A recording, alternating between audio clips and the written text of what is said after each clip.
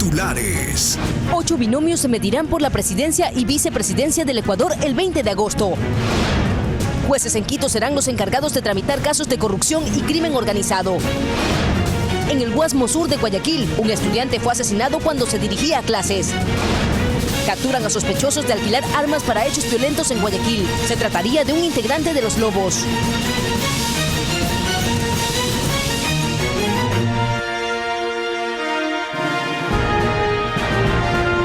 Esto es Noticias Soromar de las 12 horas, con la conducción de María José Pino Argote.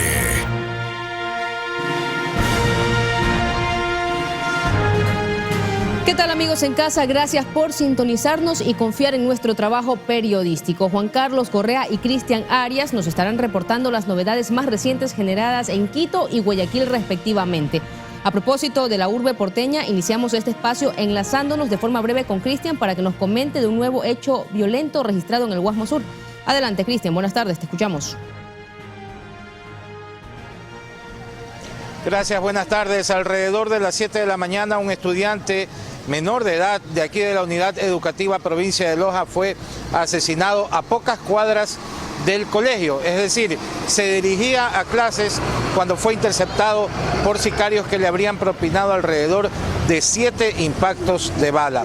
Su familia llegó únicamente para poder recoger sus pertenencias, un par de zapatos, la mochila, y la policía presume que podría tratarse de una retaliación, aunque la familia ha dicho que fue por no dejarse robar el teléfono. En todo caso, se han iniciado las investigaciones para establecer responsabilidades. Nosotros tendremos un informe respecto a este caso más adelante. Por ahora continuamos en estudio. Adelante, buenas tardes. Gracias, compañero. Así es, más adelante retomamos la comunicación para que tú nos sigas explicando de este nuevo hecho violento registrado en la urbe porteña. Amigos televidentes, aquí iniciamos. Bienvenidos.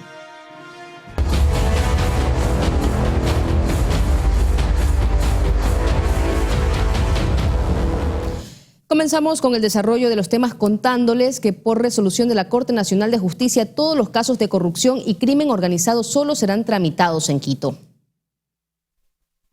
La Corte Nacional de Justicia emitió una resolución para que todos los casos de corrupción y crimen organizado sean enviados a Quito, en donde los encargados de su tratamiento serán los jueces anticorrupción. Desde diciembre del año pasado, funcionan las unidades especializadas en corrupción y crimen organizado. Según el texto del Código de la Función Judicial, los jueces solo trabajarán en la capital, pero atenderán los casos de todo el territorio ecuatoriano. Sin embargo, en la práctica, aquello no se estaba aplicando, puesto que los casos se seguían tramitando ante jueces de las ciudades en las que se cometían los delitos.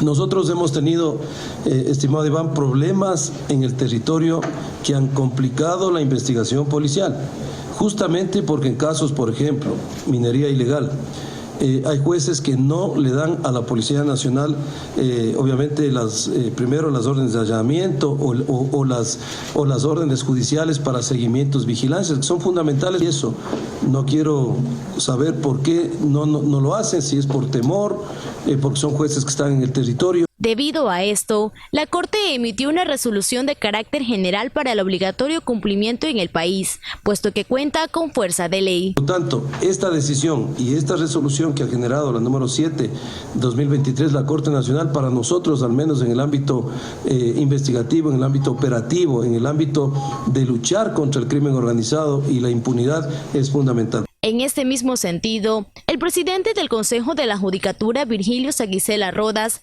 explicó que dicha resolución aclara que los procesos iniciados con anterioridad al 9 de diciembre siguen en trámite con los jueces que empezaron la sentencia. Sin embargo, los posteriores a esa fecha les corresponderán a los jueces anticorrupción, incluso si alguno de estos procesos se encuentra tramitándose en otro territorio. Katia Mero, Noticias Soromar. El exministro de Justicia, Lenín Lara, y otros 6 exservidores públicos recibieron sanciones administrativas de la Contraloría General del Estado por el manejo de la información del comité creado en el gobierno del expresidente Rafael Correa para investigar el asesinato del general Jorge Gabela. De hecho, la Fiscalía y la Contraloría tienen hasta el 18 de julio para realizar las investigaciones pertinentes y sancionar a aquellos exfuncionarios que manejaron información sobre dicho caso.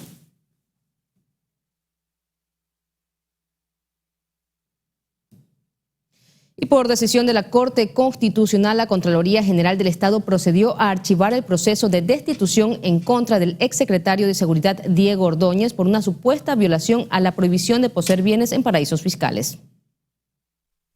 La Contraloría General del Estado archivó el trámite de destitución que estaba llevando a cabo en contra del exsecretario de Seguridad Diego Ordóñez.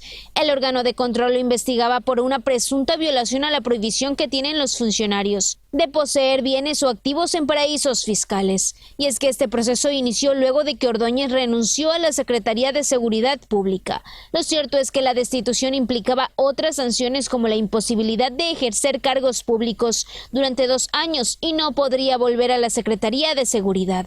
Con todo lo expuesto, la Contraloría le solicitó a la Corte Constitucional que se pronuncie con respecto al caso el pasado 24 de mayo y el 8 de junio emitió un dictamen en el que rechazó la resolución de la Contraloría porque, según la Corte, durante la investigación se violaron los derechos de Ordóñez, motivo por el que exhortó al órgano de control que analice su decisión. Tras esta resolución, el contralor Carlos Riofrío indicó que decidieron archivar el proceso, y es que aunque el caso quedó ahí, Ordóñez fue objeto de críticas tras las negativas cifras que se evidenciaron en el país sobre la inseguridad, justo lo que él debía combatir. Anaí Vélez, Noticias Soromar. En una reunión entre el titular del Consejo de Participación Ciudadana, Allen Berbera, y el presidente de la República, Guillermo Lasso, se acordó que por el momento el órgano de control va a mantenerse en el edificio actual, pero se van a instalar mesas de trabajo para encontrar una salida jurídica. Al parecer, la polémica por el retiro del edificio del Consejo de Participación Ciudadana finalizó tras una reunión entre el presidente Guillermo Lasso y el titular del Consejo, Allen Berbera. Vamos a poder seguir ocupando este edificio hasta que se encuentre una de las mejores características, sobre todo para la atención ciudadana. No se han puesto plazos, en ese sentido fue una reunión bastante constructiva sobre la posibilidad de que una vez que se revisen tanto las inversiones que se han realizado en el edificio como la posición jurídica de la contratación, poder esto finalizarlo a través ya sea de una mediación ante la Procuraduría General del Estado o en su defecto llegar a un acuerdo entre partes. Para ello se van a conformar mesas de trabajo para encontrar una salida jurídica. Además, según Vera, el objetivo es obtener una mediación en la Contraloría o llegar a un nuevo acuerdo entre las partes, porque el banco estaría cometiendo una ilegalidad en caso de terminar unilateralmente el contrato que mantienen vigente. Aunque el órgano de control ya había pedido a Inmobiliar que remita una lista de edificios que podrían utilizarse debido a que la zona no es segura y la ubicación de sus oficinas no son accesibles a toda la ciudadanía. Recordemos que todo esto se originó por un decreto en el que se disponía que se le debían devolver las instalaciones al Banco Central, ya que solo estaban cedidas desde el 2010. Anaí Vélez, Noticias Soromar. El Ministerio de Educación informó que el hurto de libros de las bodegas del distrito de Manabí fue denunciado ante la Fiscalía. El autor sería un hombre aún no identificado que pretendía vender el material en una recicladora. Que fue un hurto sistemático el de los libros escolares hallados en una recicladora de Manta, es lo que asegura el Ministerio de Educación en un comunicado. Según la cartera de Estado, el autor del delito es un hombre aún no identificado, quien fue sacando de a poco y de manera planificada los textos de las bodegas en la Dirección Distrital Jaramijó, Manta, Montecristi. En total fueron sustraídas 60 cajas de material educativo que presuntamente iban a ser vendidas a una recicladora ubicada en el barrio 15 de septiembre, desde donde surgió la alerta. Una vez conocido el suceso, el Ministerio de Educación anunció que un equipo jurídico y de administración escolar acudió al lugar, encontrando que se trataba de material escolar de los años lectivos 2021-2022 y 2023-2024. En total, las 60 cajas contenían 2.194 kits escolares, de los cuales se han recuperado 767. El Ministerio de Educación señaló además que el hecho ya fue denunciado ante la Fiscalía. Tania Loor, Noticias Oromar. Y mucha atención porque comunidades campesinas de Esmeraldas llegaron a Quito para reclamar atención. Denuncian el abandono del gobierno de Lasso y la falta de recursos para poder superar la emergencia tras las fuertes lluvias registradas hace 11 días. Escuchemos. Las autoridades no están ayudándonos en esta emergencia.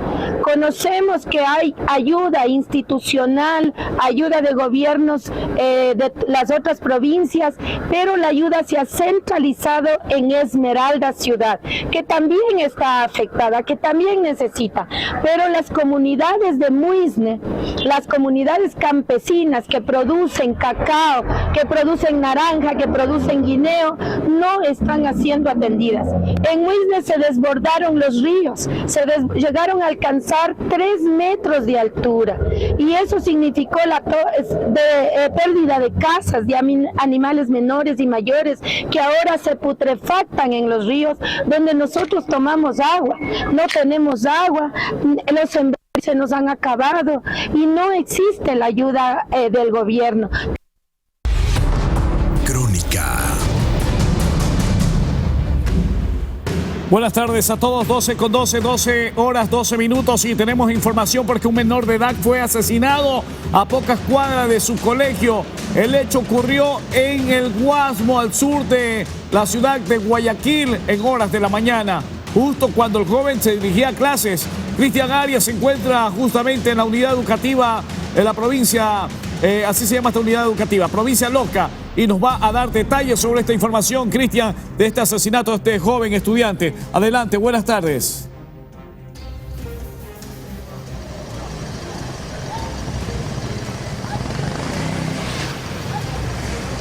Gracias, Willy. Buenas tardes. Efectivamente, estamos aquí en el exterior de la unidad educativa Loja. Se está tomando la decisión no de suspender clases, pero sí de que los padres retiren a sus hijos del establecimiento educativo. Esto porque en horas de la mañana, alrededor de las 7 de la mañana, fue asesinado un estudiante menor de edad a pocas cuadras de aquí cuando se dirigía a sus clases. Sicarios lo interceptaron y le propinaron alrededor de 7 disparos, 7 impactos de bala que terminaron con su vida.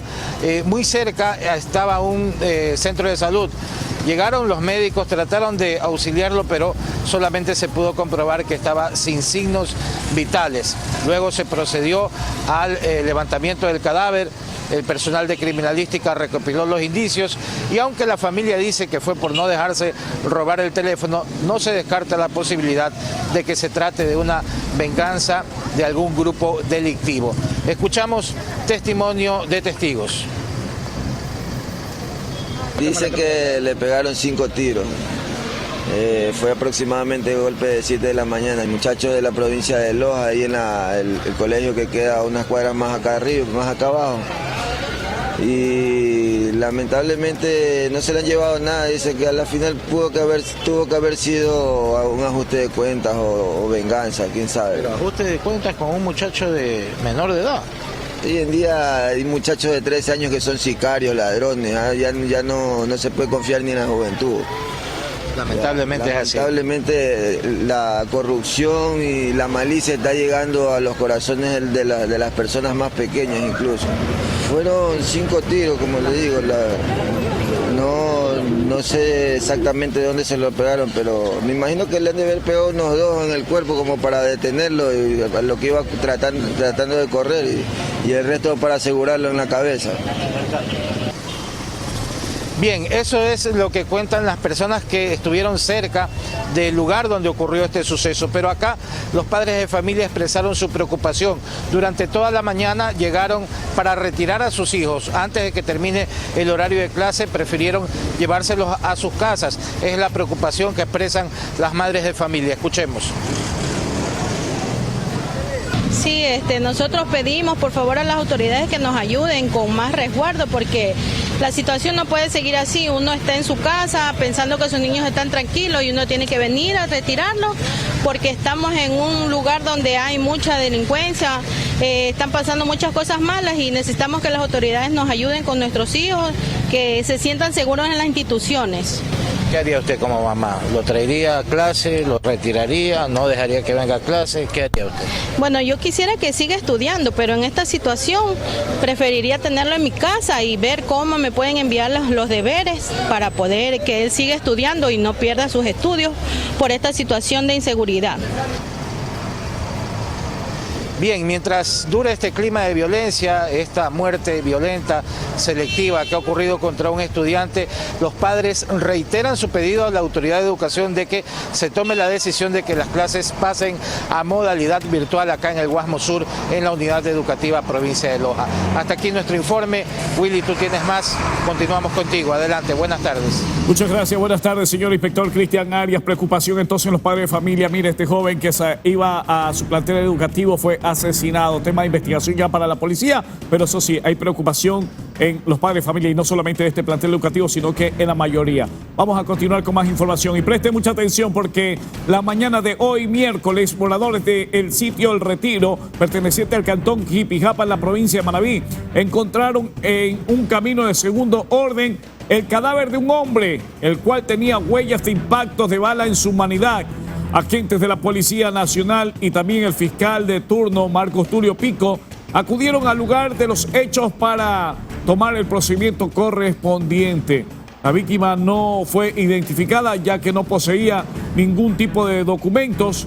El cadáver fue llevado luego pues de las pericias, los indicios, todo que se recogió en la escena del crimen, fue llevado hasta el centro forense de la ciudad de Manta para que le haga la autopsia y también pues se identifique por parte de los familiares a esta persona. Ahí está este cadáver encontrado esta mañana en el cantón de Jipijapa. Escuchemos lo que mencionan las autoridades sobre este tema. El recinto del Retiro. Nos indicaron mediante alerta de las personas mismas de aquí del recinto. Si vamos a verificar la unidad del sector, mi persona, y constatamos una persona fallecida. Hacemos un coordinado con otras unidades investigativas, personal criminalística, para que proceda con el procedimiento correspondiente. Y a unos 15 vainas percutidas en el punto. De igual forma, la persona cuenta con aproximadamente unos 10 impactos de bala en su... ¿Qué tipo de...? 9 milímetros. Ahí está, aproximadamente 15 impactos de bala o 15 indicios fueron encontrados en el lugar de los hechos según la información policial. Y nos vamos ahora a otra zona de la provincia de Manabí, del sur, vamos hasta el norte, y es que en el cantón Pedernales 2 personas fueron asesinadas al estilo sicariato también en el barrio justamente de la ciudad de Las Jardín. Allí pues las víctimas fueron identificadas como Pedro Briones Bermejo, de 49 años, y también José Andrade Veiga, de 27 años de edad. Los cuerpos sin vida de los ciudadanos quedaron justamente sobre la calle y otro estaba en un mueble del lugar. Hasta el lugar o hasta el sitio se movilizó el personal de la Policía Nacional para empezar con las investigaciones de este caso. Y según las primeras indagaciones de la policía por versión de las personas que estaban en la zona, indicaron que los delincuentes se movilizaban en una motocicleta, quienes sin piedad comenzaron a disparar en contra de la humanidad de las personas que estaban en el lugar, quedando batidos allí 2 de ellos. Ahí están los cadáveres y ya están en el centro forense de Santo Domingo de los Áchilas. Y vamos con otra información, señoras y señores. La hora son las 12:19, 12:19. Los hechos violentos no se detienen y en horas de la noche se registró una persona herida tras un ataque armado, ¿saben dónde? En Pico Asá. Nada más y nada menos, nuevamente, la información escena o escenario de este hecho pues fue la parroquia Pico Asá del cantón Puerto Viejo. Según la información de los testigos, los 2 sujetos que se movilizaban a bordo de una motocicleta dispararon en más de 10 ocasiones en contra de la víctima, provocándole heridas de gravedad. El afectado tiene 54 años de edad y es conocido en esa zona como el Nene. Según la información policial, el Nene tiene nada más y nada menos que 12 antecedentes penales por temas de droga. sí, por microtráfico, por posesión de droga, es la información que ha dado a conocer la Policía Nacional en referencia a este atentado ocurrido en el Cantón Puerto Viejo, en la parroquia Pico Asá de Puerto Viejo. Son las 12:20, y vamos con otra información porque varios heridos es el resultado de un tiroteo registrado en un velorio en El Coca, provincia de Orellana. Esto ocurrió la noche de este martes 13 de junio. Extraoficialmente se conoció que 3 sujetos a bordo de una motocicleta llegaron hasta este lugar y sin mediar palabras abrieron fuego, dispararon allí a las personas que estaban en la zona. Los afectados fueron trasladados ya con lesiones graves hasta una casa de salud de esta localidad. Ante esta situación, moradores piden mayor resguardo policial, pues aseguran que este tipo de hechos violentos se han vuelto recurrentes en esta zona de la provincia de Orellana. Ahí estaban en un velorio en El Coca, ya ñaño, nada que velorio, que escuela, no te perdonan nada estos antisociales. Allí está, que perdieron todos los códigos de moral y ahora pues hacen y deshacen donde sea. Allí está, en la provincia de Orellana, esta información de las personas que resultaron heridas. 3 fueron las personas heridas en este atentado, en esta balacera. Y vamos a continuar con más información porque el número de víctimas colaterales, escuchen bien, las víctimas colaterales, este número aumenta en el país.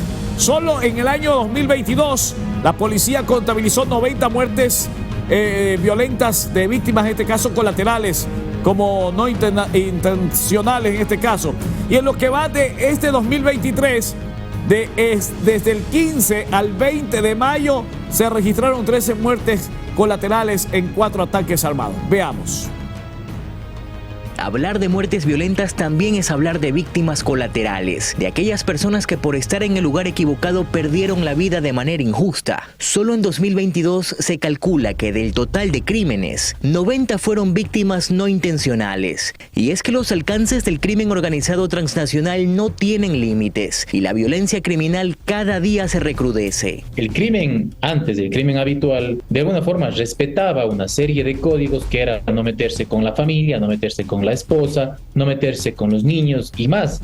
Sin embargo, la influencia, insisto, de la narcodelictividad de carácter transnacional ha hecho que se rompan estos códigos por completo. Para el experto en seguridad Christopher Gallegos, la influencia del crimen organizado transnacional busca generar terror a toda costa. Y en esa dinámica no hay crimen selectivo. Todos nos convertimos en un potencial blanco. Y que obviamente, insisto, no estamos libres de enfrentarnos quizá con este escenario que penosamente solo acrecente la estadística de las víctimas mortales colaterales. Pero nada de esto es aleatorio. Existe un cambio en el patrón de la violencia, asegura el catedrático de la Universidad Central Luis Córdoba. Es decir, a medida que se terceriza el servicio de protección y el servicio de sicariato, se pierde control sobre los objetivos que son víctimas de la violencia y puede esto expandirse y abrirse de manera descontrolada y producir obviamente estos daños colaterales como usted los ha llamado. Córdoba agrega que el recrudecimiento de la violencia ya no solo responde a la disputa entre bandas, son mensajes directos al gobierno de turno, sino que se va convirtiendo la violencia en un mecanismo de regulación política y social y económica, inclusive se vuelve más visible además a medida que el Estado sigue mostrando fraccionamiento e incapacidad de actuar de forma coordinada. Los expertos coinciden en que cualquier estrategia que únicamente se base en la coerción sin inversión solo generará más víctimas colaterales. Toda la información usted la tiene en Noticias Oromar. Aquí están los hechos acontecidos durante las últimas horas en el país. Se lo informamos aquí en este espacio. Un saludo para Víctor Pico en los Estados Unidos que nos está reportando sintonía. Y les informamos también que en la capital manabita un hombre resultó herido luego de sufrir un asalto cuando salía de una entidad bancaria ubicada en la avenida América. Al movilizarse justamente en su automóvil, fue perseguido por 2 sujetos, por los famosos sacapintas que iban a bordo de una motocicleta, quienes lo interceptaron allí y le propinaron por lo menos algunos impactos de balas allí. Dice la información de la gente que los antisociales lo interceptaron para poder parar la marcha de este vehículo y alrededor de 3-4 disparos escucharon en la zona. Y allí está, según la información policial, los individuos se le robaron a esta persona $9,000 que recién había sacado de esta institución bancaria. Luego huyeron con rumbo desconocido. Según la información policial, el perjudicado fue atendido por los paramédicos y trasladado a una casa de salud donde se está recuperando de las heridas de bala que tiene en su cuerpo. Las 12:25, las 12 horas con 25 minutos y la tarde de este martes 13 de junio, un hombre identificado con el alias de Viejo Oscar fue capturado por elementos de la Policía Nacional en la ciudad de Guayaquil. Según la información que emitió esta institución, desde esta institución se informó que el detenido es un presunto integrante de la banda criminal Los Lobos. Ahora pues está procesado, además es buscado porque alquilaba armas a otros delincuentes y sicarios para que cometan crímenes y extorsiones en Pascuales, parroquia urbana de la urbe porteña. También se lo acusa de la compra de objetos robados y de almacenarlos allí. Es decir, es cachinero también el man, según la información que ha entregado la Policía Nacional. Vea, ahí están las armas con las que lo han detenido. Simplemente para matar mosquitos sirven estas armas. Ahí está parte de los indicios que la Policía Nacional y la Fiscalía presentarán como evidencias ante el juez correspondiente. Estamos marcando las 12:26. Ahora les contamos que un hombre intentó, escuchen bien, atento Travelina, ahora les informamos que un hombre intentó ingresar bebidas alcohólicas y municiones también a la penitenciaría del Litoral. Según información, la Corte Provincial de Justicia del Guayas dio a conocer allí que Mantuano D., quien recibió prisión preventiva, trató de ingresar una supuesta donación al pabellón 5 de dicha cárcel, pero en las cajas que supuestamente eran de víveres perecibles, había ocultado decenas de cartuchos, canecas, botellas y otros objetos que son prohibidos de tener en estos centros de privación de libertad. Y ahí lo detuvieron y ya está procesado este hombre por intentar ingresar todos estos objetos prohibidos a la cárcel. Son las 12:27, y una tarde de pánico vivieron los habitantes también de la calle 26 y la R, situada justamente en el suburbio de Guayaquil, tras la alerta de que en los exteriores de una vivienda había dejado un artefacto explosivo. El hecho fue reportado al EQ 911. A los pocos minutos, el personal de la Policía Nacional, el Servicio Preventivo, llegó allí para acordonar la zona y luego pues llegaron los especializados en temas de explosivos de El GIR, en este caso, quienes arribaron para verificar esta novedad y allí hicieron la explosión controlada. Miguel Naranjo, jefe del distrito de Portete, informó que junto al material explosivo dejaron también allí los delincuentes una leyenda que contenía una amenaza. Ahí estaba, se podía descifrar la amenaza que la policía ya está investigando para quién era dirigida y por qué motivos. Ahí está esta información desde la ciudad de Guayaquil. Son las 12 horas. Atención, 12 horas con 28 minutos. Y otra alerta similar de un artefacto explosivo se registró esta vez en Esmeralda. Ocurrió anoche. La novedad se dio a conocer a través del EQ 911 y allá fue enviado personal policial y militar. Ocurrió en el puente elevado frente al cuartel de la Policía Nacional. O sea, los policías solamente tuvieron que cruzar la calle porque al frente de ellos allí habían puesto este artefacto explosivo en este puente elevado. Los expertos en temas de antiexplosivos del Grupo de Intervención y Rescate GIR acudieron para verificar la presencia del artefacto. La policía informó que mediante Twitter, justamente en su cuenta, indicó que estaban verificando si este supuesto explosivo era real o no. Así que las unidades especializadas ya están determinando qué era lo que contenía este artefacto. Estamos marcando las 12 horas con 29 minutos. María José, usted tiene más información a esta hora. Gracias, Willy. Bueno, amigos televidentes, antes de la pausa comercial tomamos contacto en vivo con Juan Carlos Correa para conocer algunas novedades relacionadas al tema electoral. Juan, adelante, buenas tardes.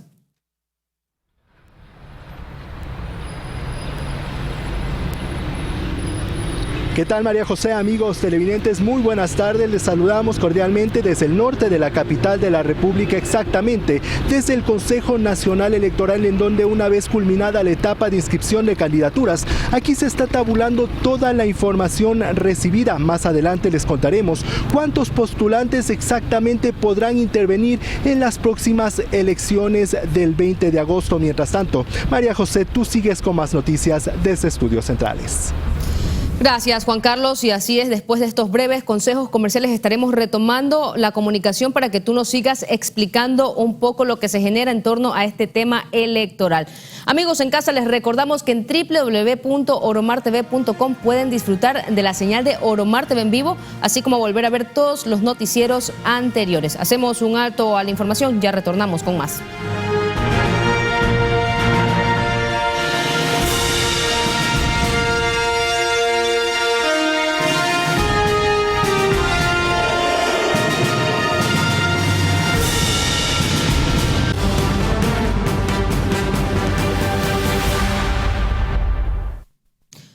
Horas con 35 minutos. Gracias por continuar en nuestra sintonía. Seguimos informando y en este sentido les contamos que ayer culminó exitosamente la etapa de inscripción de candidaturas para las elecciones presidenciales y legislativas anticipadas 2023.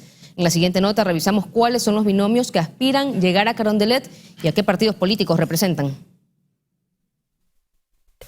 La medianoche del martes 13 de junio venció el plazo para inscribir las candidaturas de los aspirantes a gobernar el país.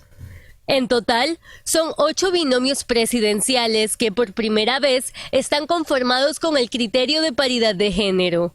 Según su orden de ingreso al Consejo Nacional Electoral, ellos son Daniel Noboa y Verónica Abad, por la Alianza Acción Democrática Nacional, en conjunto con los movimientos Pueblo, Igualdad y Democracia y Mover, seguido por Fernando Villavicencio y Andrea González, por el movimiento Construye Ecuador, Otto Sonne-Holzner y Erika Paredes, por la Alianza Actuemos, en colisión con los movimientos Avanza y Suma.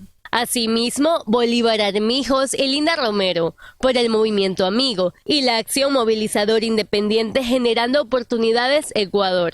También la Alianza por un País Sin Miedo, con el binomio constituido por Jan Topic y Diana Jacome. Dicha alianza está compuesta por el Partido Social Cristiano, Centro Democrático y el Partido Sociedad Patriótica. Yacu Pérez y Nori Pinela también se suman a la lista por una coalición de izquierdas, compuesta entre Unidad Popular, Democracia Sí, Partido Socialista y Somos Agua. Luisa González y Andrés Arauz también buscan llegar a Carondelet por el movimiento Revolución Ciudadana. Por último, Javier Herbas y Marina Vega, patrocinados por el movimiento Reto. Si todas las candidaturas quedan en firme o no, lo sabremos mediante el CNE hasta el 6 de agosto próximo. Yanis Andrade, Noticias Oromar. Y a propósito de las elecciones, ya está nuevamente con nosotros Juan Carlos Correa desde el CNE en Quito, donde el consejero José Cabrera realiza una evaluación de lo que ha sido el proceso hasta el momento. Juan, adelante.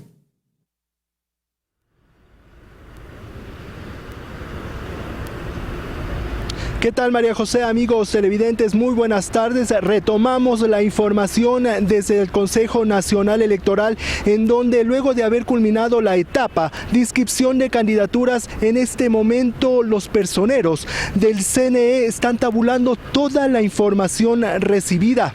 Les contamos entonces ahora ya consolidadamente cuántos mismos serán los que pueden participar en las próximas elecciones anticipadas. El ingeniero y concejal del CNE, José Cabrera, aseguró que de 12 listas de diversas organizaciones políticas que presentaron candidatos para asambleístas nacionales, 4 no pudieron culminar el proceso. Unos por problemas internos, lo que derivó en no poder llevar a cabo primarias. Es el caso de la Izquierda Democrática, otros en cambio, porque simplemente no presentaron candidatos. Escuchemos lo que nos dijo el ingeniero José Cabrera al respecto. Las 4 listas que están pendientes son el Centro Democrático, que no ingresó listas para candidatos a asambleístas nacionales, ¿no? Eso es decisión de la organización política. La izquierda democrática, que sé que ha presentado una documentación ante el Consejo Electoral, ante Secretaría, pero ellos tienen sus problemas internos y tendrán que resolverlo. De las otras dos restantes son de la lista 4 PID y de la lista 35 Mover, que entre las dos conforman la alianza ADN. Sin embargo, realizaron los procesos de democracia interna por separado. Por eso son las dos listas que están pendientes, que ellos ingresaron la información, se imprimió el formulario, que no tenía ninguna novedad, por lo que procedieron a entregar ese formulario con la documentación física ante el Consejo Nacional Electoral, que eso estará pendiente de revisar, de subirla al sistema, y el Consejo Electoral dará una respuesta. Eso en las próximas horas. ¿Hay un límite de tiempo para eso? No se encuentra establecido ningún límite de tiempo, pero nosotros por responsabilidad deberíamos hacerlo, si es posible, hoy mismo. En lo que tiene que ver con binomios presidenciales, Cabrera dijo que no existieron mayores inconvenientes, dando un consolidado del número de inscritos. Presidente y vicepresidente son 8.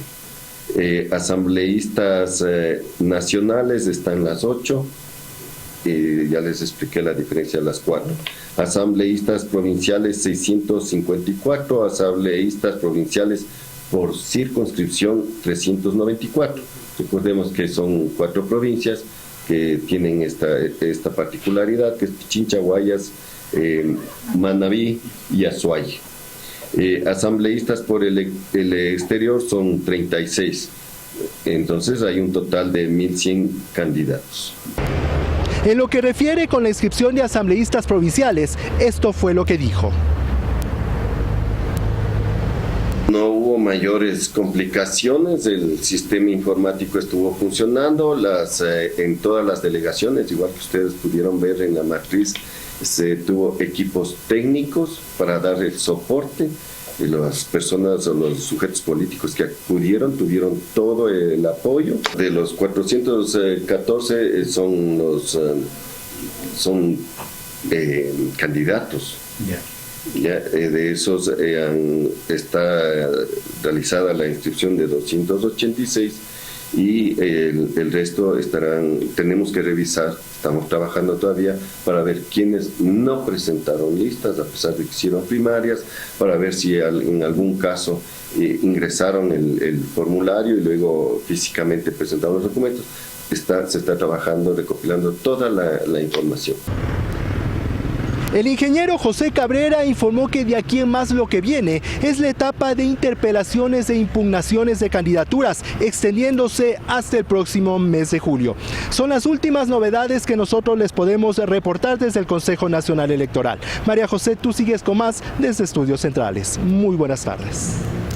Gracias, Juan Carlos, por esta actualización que nos brindas cuando son las 12:42. Y bueno, desde Estudios continuamos revisando más, y es que tal y como lo habían anunciado la CONAIE, junto a organizaciones antimineras, realizaron una marcha contra el decreto 754 que permite ejecutar el proceso de consulta ambiental en comunidades sobre proyectos de extracción, por lo que presentaron una demanda de inconstitucionalidad. La CONAIE junto al Frente Nacional Antiminero decidieron marchar por las calles de Quito al estar en contra del decreto 754 que emitió el presidente Guillermo Lasso el pasado 31 de mayo sobre la ejecución del proceso de consulta ambiental en comunidades sobre los proyectos de extracción minera. Macizos como el del Cajas. El macizo del Cajas en el Azuay, estimados amigos, está concesionado de cabo a rabo. Y el cáncer minero que empieza en Ponce Enríquez avanza hacia el norte, hacia Molleturo, hacia Chaucha. Y ahí están los campesinos de las comunas de la sierra defendiendo los intereses de las economías agroexportadoras que reciben las mejores aguas del mundo, del cacao, del banano, de la fruta. El Cajas es una estrella hídrica fundamental que abastece también a la cuenca del Jugones. De hecho, el presidente de la CONAIE, Leonidas Issa, aseguró que existen ilegalidades. todo el proceso aquí que le llaman minería legal es un proceso viciado de ilegalidad. Toda la minería en el Ecuador es ilegal porque no han respondido, no han respetado la Constitución de la República, donde el Estado ecuatoriano en todas sus etapas está obligado a garantizar la consulta previa, libre e informada. Por ello, en este caso que tiene que ver con las naves, con Guarins, nosotros hemos dicho, si el gobierno nacional no ha escuchado ni en las mesas de diálogo, no ha construido una ley, nosotros defendemos el territorio con nuestras vidas. En el territorio está, imagínense lo que significa las naves. Río abajo hay la producción de cacao, de banano, de yuca, todo lo que come la población ecuatoriana. Frente a la inconformidad, los dirigentes se dirigieron hasta la Corte Constitucional, donde realizaron una demanda en contra del decreto, pero además se realizaron alrededor de 20 pedidos dirigidos al presidente Lasso, a los gobiernos autónomos descentralizados, parroquiales, cantonales y provinciales, y a los candidatos a la presidencia y asamblea. Entre ellos la derogatoria de algunos decretos, la desmilitarización de proyectos mineros, auditorías de las concesiones con la finalidad del cese de las operaciones, reparación integral a familias y comunidades de personas asesinadas y ejecutadas extrajudicialmente por resistirse al proyecto de despojo minero, entre otros pedidos. Ana Vélez, Noticias Soromar.